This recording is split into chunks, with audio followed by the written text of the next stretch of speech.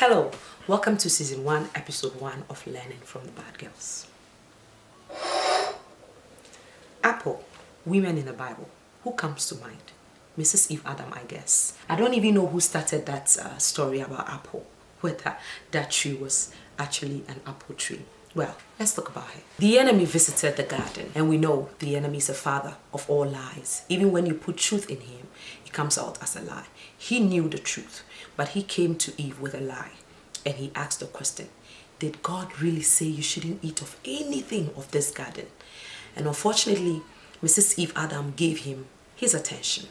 He was able to shift her focus and put doubt on what God told her and her husband actually. And Eve began to rethink about what God told them. The Bible says that the enemy told Eve that God is actually a liar. He told you not to eat because he knows when you eat, you're going to be like him. And the Bible says that when we read further, we come to see that Eve was beginning to doubt what God told them and believing the devil over the Lord, over the voice of God. Eve gave her attention to the enemy.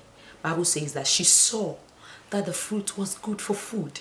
She saw that it was pleasant to the eye and that she would become wise and be like God.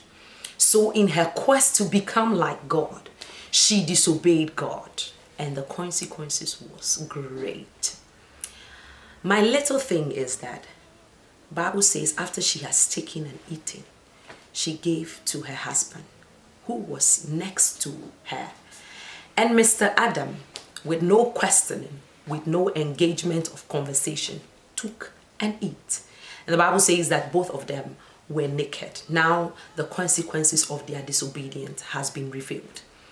Covering themselves with fig trees, fig leaves, that is for another day. What is the lesson that we can learn from this action of Mrs. Eve Adam?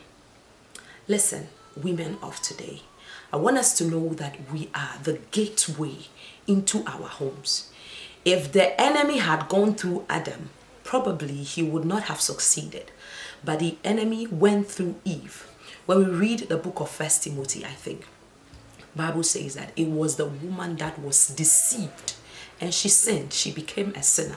The man was not deceived. And the man, hearing the instructions of God, may have overcome the enemy, but the woman was opened to the enemy. Woman, you are the gateway to your home. Mrs. Eve Adam opened up herself. She gave her body to the enemy to use as a gateway to distract and destroy the good and the wonderful experience that God wanted them to have in the Garden of Eden. What happened? She was influenced by the enemy. What are you allowing to influence you as a woman? Who are the people around you? Which circle do you find yourself in? Whatever influences you affects your life, affects your destiny. And the most dangerous part of it is that you are not the only one affected. When Eve opened up herself to be affected and influenced by the enemy, she was able to influence her husband with no struggles. We have seen over and over and over again in the Bible, women having influence over their husbands. Abraham received a promise from the Lord, and the Lord says, I will make you great. Your seed shall be great. And Sarah thought, I might not be the one who will give you that seed. Why not take Hagar? And Abraham listened to his wife and took on Hagar. And we know the story, what happened with Ishmael and all that. Many women have been of positive influence to their husbands in the Bible. When we check Esther, Esther was of a good influence. When we check Deborah, Deborah was of a good influence to Barak. But Mrs. Eve was not so much of a good influence. She opened up herself. The enemy influenced her and she influenced her husband. And the result of that influence is what we see in humanity today. What is the lesson here? Woman, what is influencing you? That thing influencing you is not going to just affect you. It's going to affect your relationship. It's going to affect generations yet to come. We all see, the Bible says, for all have sinned Even if you have not sinned, you have sinned because Eve sinned.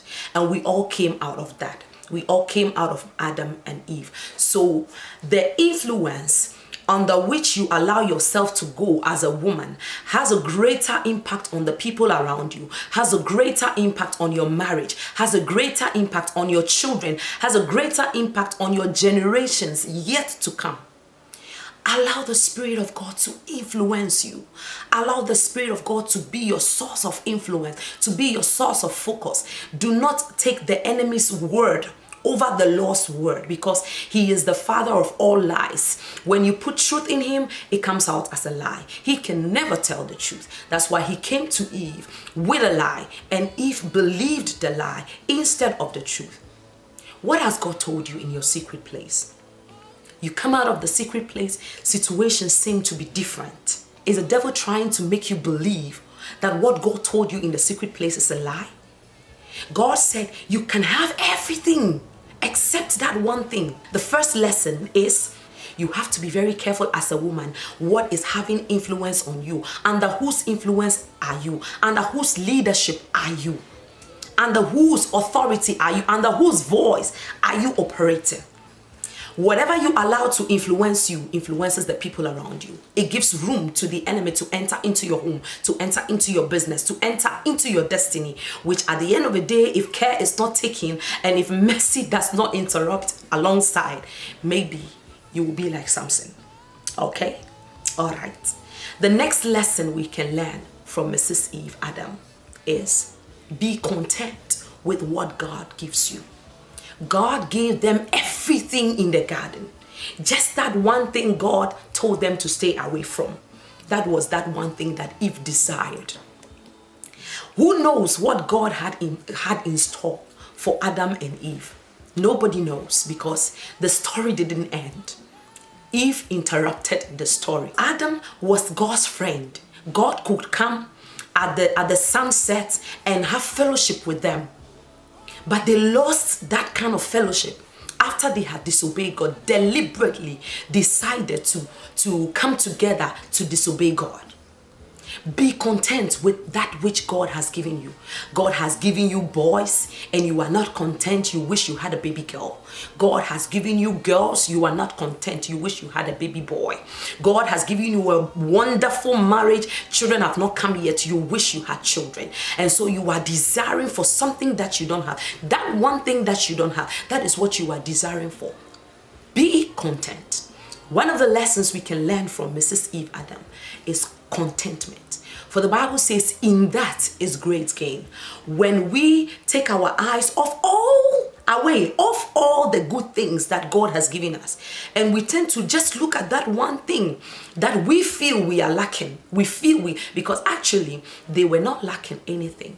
Everything they needed was in the garden, even before God created them and placed them in the garden. So they lacked nothing. It was a plan of the enemy. It was the deception of the enemy. Like we know, he is very cunning and crafty. So he came in that act. And unfortunately, Mrs. Eve Adam fell for this. Do not fall for it. Do not let that one single thing that feels as if you are lacking make you disobey God.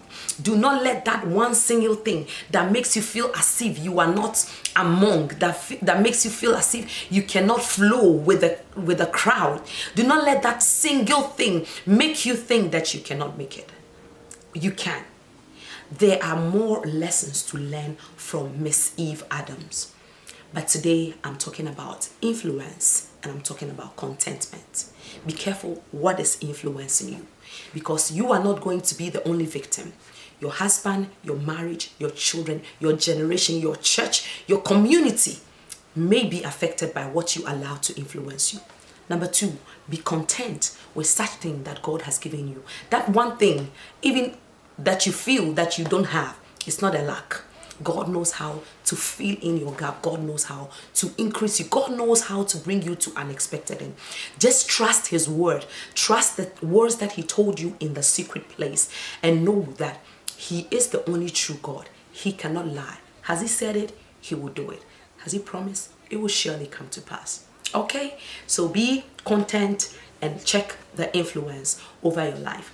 This is episode 1 of learning from the bad girls. I'm going to come your way again with part 2 of the lessons to learn from Mrs. Eve Adam. Okay, catch you on the next episode. God bless you. Thanks for watching.